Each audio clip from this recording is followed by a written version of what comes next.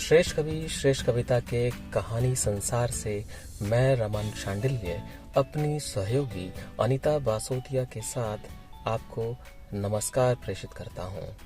आज की कहानी का शीर्षक है सन्यासी की जड़ी बूटी। बहुत समय पहले की बात है। एक वृद्ध सन्यासी हिमालय की पहाड़ियों में कहीं रहता था। वह बड़ा ज्ञानी था और उसकी बुद्धिमता की ख्याति दूर दूर तक फैली हुई थी। एक दिन एक राज्य की रानी उसके पास पहुंची और अपना दुखड़ा रोने लगी। बाबा, मेरा पति मुझसे प्रेम नहीं करता। पहले बहुत करता था, लेकिन वह जब से युद्ध से लौटा है ठीक से बात भी नहीं करता। युद्ध लोगों के साथ ऐसा ही करता है, सन्यासी ने कहा। बाबा, लोग कहते हैं कि आपकी दी हुई जड़ी बूटी इंसान में फिर से प्रेम उत्पन्न कर सकती है।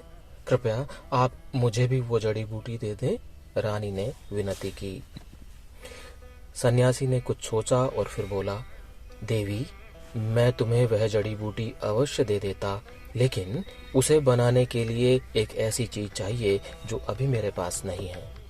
आपको क्या चाहिए, मुझे बताइए, मैं ला कर दूंगी, रानी बोली। मुझे बाघ की मूंछ चाहिए, उसके बाद ही वो जड़ी बूटी तैयार हो सकेगी, सन्यासी बोला। अगले ही दिन रानी बाघ की खोज में जंगल की ओर निकल पड़ी। बहुत खोजने के बाद उसे नदी के किनारे एक बाघ दिखाई दिया। बाघ उसे देखते ही दहाड़ा। रानी सहम गई और तेजी से वापस चली। अगले कुछ दिनों तक यही हुआ। रानी हिम्मत करके उस बाघ के पास पहुंचती और डरकर वापस चली आती। महीना बीतते बीतते बाघ को रानी की मौजूदगी की आदत पड़ गई और अब वह उसे देखकर सामान्य ही रहता। अब तो रानी बाघ के लिए मांस भी लाने लगी और बाघ बड़े चाव से उसे खाता। उनकी दोस्ती बढ़ने लगी और अब रानी बाघ को थपथपाने भी लगी। और देखते देखते एक दिन वो भी आ गया जब हिम्मत करके रानी ने बाघ की मूंछ का बाल भी निकाल लिया।